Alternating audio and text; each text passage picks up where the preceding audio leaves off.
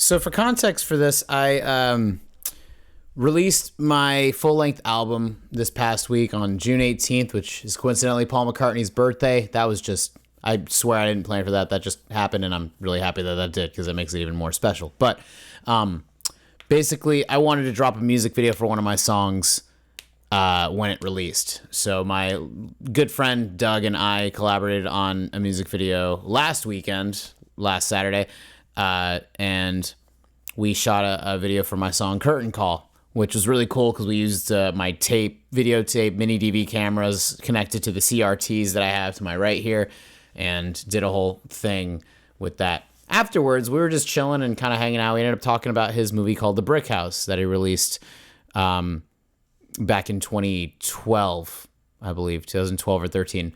And it was a full-length feature film that he made based on it's like a thriller, kind of almost like a mobster take on The Three Little Pigs.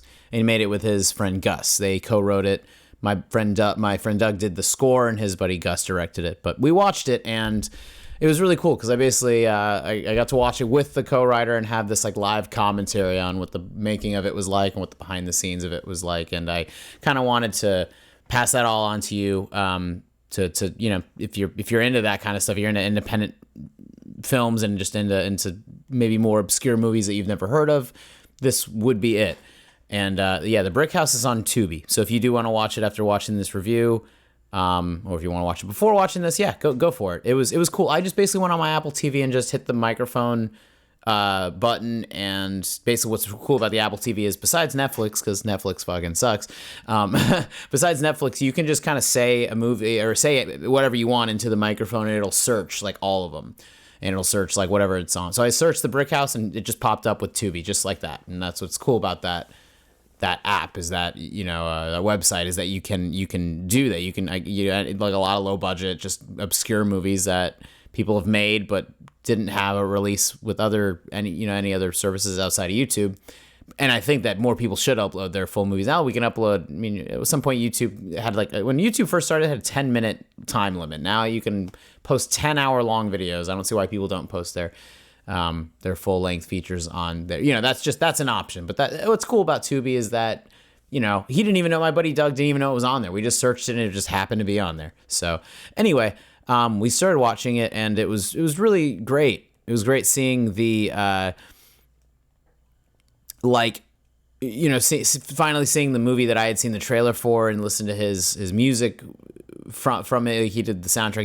He scored the entire thing, and I had listened to some of the songs and watched the trailer for many years, but only just watched it finally. And let's get into it. For the budget that they had, I think they had like not even $14,000. You know, for a very low budget movie, and needing a lot of makeup people, needing a lot of crew work to be done on this. It's very impressive. The makeup alone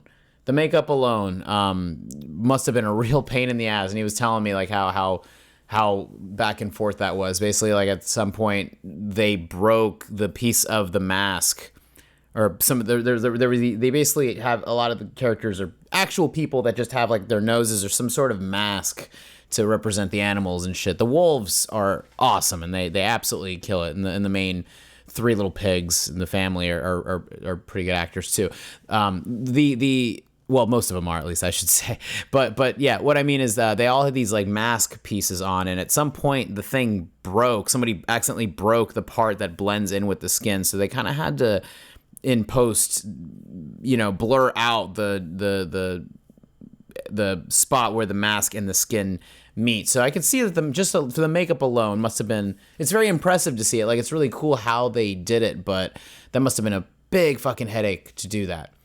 There was that, as well as the fact that they recorded overdubs in my buddy Doug's room, basically. So the overdubs are definitely, like, it's very obvious that and he was telling me this, you know, he was very critical about it himself, and it's hard to not be that way. Like, I'm very critical of my work too, but this was after we watched our other music videos, or we watched our stuff afterwards. So basically, we were just in that kick of like, yeah, let's appreciate our work. It was a really lovely moment between him and I, because we we had just finished making all these ad campaigns for my album and then recorded this music video, and it was a nice moment of like, all right, let's enjoy what we've done so far up to this point. So that's where this movie came in. So the makeup was a thing, and then the overdubs was a thing.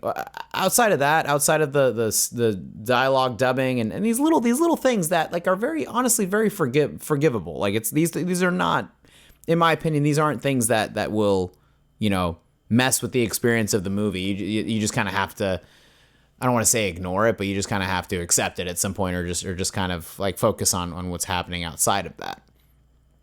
But honestly, overall, a lot of the best parts of it are how strong the script is. The script is very, very good.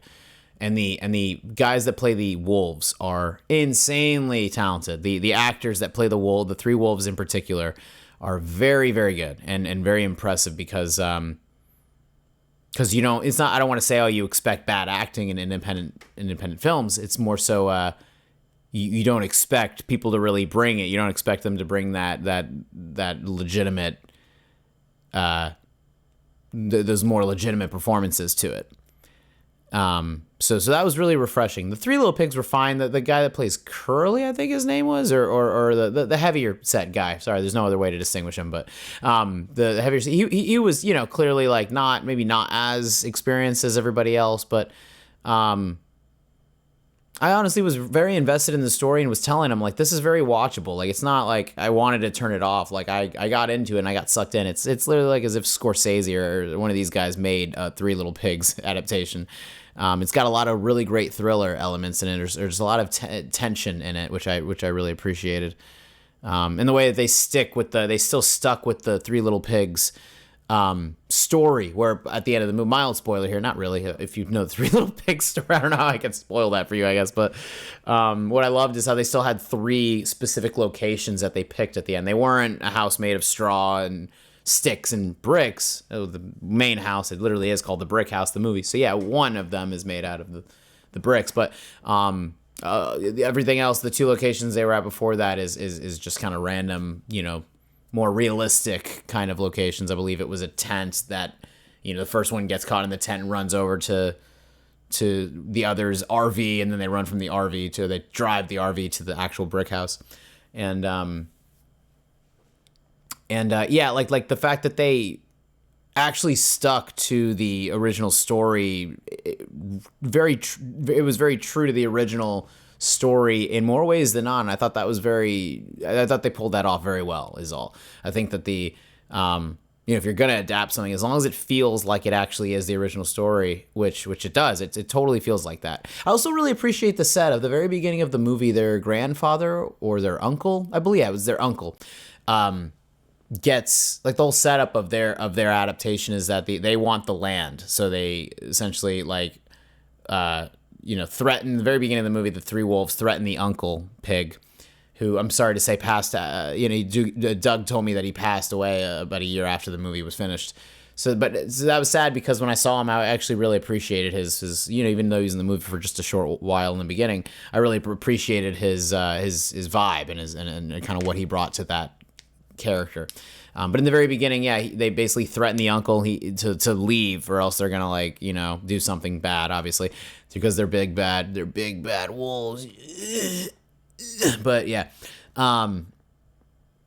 they threaten him, and then when he doesn't, when he says no, they basically I think throw from what I remember, I think they threw Molotov cocktails, threw something into his house to light it on fire. Right? Damn, I smoke weed. The house lights on fire in some way. I don't remember if they knock him out and then pour gasoline and light it on fire, or if they kill him. No, because he basically, again, spoilers. He basically dies in the house on fire, the burning house in the very beginning, and obviously, yeah. So it's a kind of a typical they want his land and they threaten him, and when he says no, they kill him, and then so that's when his 3 nephews come in and try to fix it up and make something out of it and make the best of it, and then obviously that causes problems for the wolves. So the fact that they set it up, they brought that old tale and actually adapted it in a way that was realistic or very contemporary or very much like a more modern cinematic take on it. I thought that was very impressive for what they did and for what they had and what was at their disposal. I thought that was really well done. Doug's score is very good too. All the songs are really good. Like even the little background, there's like scenes when they're in the bar and there's background songs, and even those songs like feel good and feel right. He was only like 24, 25 when he made this, so it's an achievement in and of itself. You can say you made a feature-length film at a young age, or like myself, I love being able to say I released an album when I was like 19 or 20 years old. Not many people can say that, so just doing it at all at a young age is impressive in and of itself, you know. But I do want to point out all those positives, because even though he was very critical about it, or being very like hard on it and coming down hard on his own movie, I kept like telling him like this is. It's easy to look past all that stuff if you're invested in the story. Like I was telling him this too. I think it's because I did so much theater when I was growing up, and I've seen so much just awful acting and productions and so much bad shit that, and it's not even that. It's like, oh, like if you've seen bad shit, then other stuff looks better. It's you get used to, because I watched a lot of theater, I got used to like forgiving shortcomings. What one of my acting teachers taught me when I was younger, which was really, I don't know why this stayed with me. Of all the things that stayed with me from my main, shout out to you, Mr. Bauer. You really changed my life in high school. Mr. Bauer was one of my favorite acting teachers, one of my favorite teachers ever in my life. And and I think I really appreciate him because he just gave us a lot of real good like life advice. But one of the things that I remember he told me is the audience is very forgiving, especially in theater. Like the audience is so forgiving because of the awareness of how it's all happening in real time, and it's all happening in front of them, and it's obviously way different with film and TV. It's a little hair flying there. I wasn't doing a little fucking move there. It's different with theater than in a movie, obviously, because movies, you have all that time, you have all those moments to be able to fix it. But sometimes that's not the case. They clearly, with this film, they were having to get it done. They were on a schedule. They were on a deadline in a lot of ways, and money was a big issue too, I'm sure. And just the shooting must have been a real. There was a lot of people involved in this movie, and a lot of like kind of core characters. So everyone had to really just show up, and things happen. Things fall through the cracks. But because I got used to, just having a more forgiving approach to those things, even though I'm such a harsh critic myself, I love looking at things like that. Like I love looking at things like, oh yeah, that was a little goof there. Like I love looking at IMDb, trivia, and then the goofs are under it where they like literally point out like all the little mistakes and stuff. I think that stuff's charming. I don't think that like ruins like the things like the overdubs being a little off in the makeup and all that stuff. Like that's, you notice it, but it doesn't ruin the movie. You know what I mean? There's a difference between does this absolutely ruin my experience and make it like, just bring it down too much? Is it dead weight to the movie, or is it just kind of, something that is a little more rough around the edges, but that doesn't change your experience of it? That's all I care about, is does it actually, does it drastically affect the way I feel watching the movie? But I don't. Clearly, I'm talking about this almost 15 minutes now. You can see how I got a lot from it, or I was glad that I watched it, and I really am. It really inspired me to see that, and we started talking and started getting excited about we can make a movie. He's when we were watching our own stuff or watching our work, it just made us want to keep doing it and keep making shit. And that's the best feeling ever, is if you can inspire others or make other people want to make shit. My album that released recently, I'm not trying to talk about myself, but he and I have been working so much on all these things that I'm doing to promote my album that it's kind of, they're oddly synonymous with each other, making all of my stuff with Doug and then watching his movie. It's just been this kind of whole thing. But yeah, when I released my album, a couple of my songwriter friends told me that it made them want to write a song, and that's just the best feeling in the world. So I don't know if he'll watch this, but Doug, yeah, and Gus, both of you guys totally inspired me to just have such a strong desire to make a movie soon. I don't know why. It's maybe because I'm feeling my musical self just not fading, but I'm feeling myself wanting to kind of do other things and do things on top of music as well. But Yeah, the Brick House have some it has some absolutely standout performances and a great script, great music, and great direction. Like I think Gus's direction for again for what they were doing and what kind of movie they were making, it's very impressive. It's a lot more impressive than you think for again like a film made for 14 grand, not even, and I don't know how much of that went into just them like having to buy makeup, buy all the equipment and buy all of the shit. Like a lot of that had to have gone to just the production itself. Because I think from what he told me, a lot of people worked for free or next to nothing. So yeah, for a movie that's adapting a story that most people would never think is interesting enough to adapt into a film, I'm very I'm just fascinated by it. That's what I would say is it's a fascinating movie. And when I think with the context of what I'm saying right now, if you know all of this stuff, maybe they should do a commentary, make some physical, Blu-ray or 4K UHD releases of it and do some commentaries. Because him telling me all of this stuff made the experience not better, but it made all of that stuff like, oh, okay, like it makes more sense when you see that.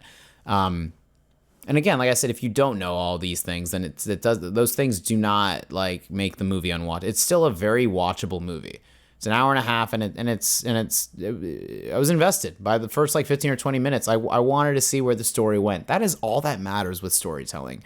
Is do people want to actually see how the story plays out? Are they invested enough in how it's going to unveil itself? And that's all I ever want with movies is, do I give a shit about continuing this story or not? If I don't, then that's pretty rough. But yeah, the script is the best part of this film. The script is absolutely solid. And I'm just curious to see if they did actually make this movie, if they remade it. I honestly think if they remade it and had like, more of a budget and made it more of that, just on the scale that maybe they envisioned originally, instead of dealing with all those technical shortcomings or just shit happens kind of moments. I'm very curious to see what it would look like if they revisited it. But it's probably not worth revisiting because honestly, the movie is fine as it is. I'm just curious. Like I enjoyed the movie that much that I'm like, oh, what if they had that little bit more money or like no issues with the makeup? Like it's a shame how like little things that happen can drastically affect the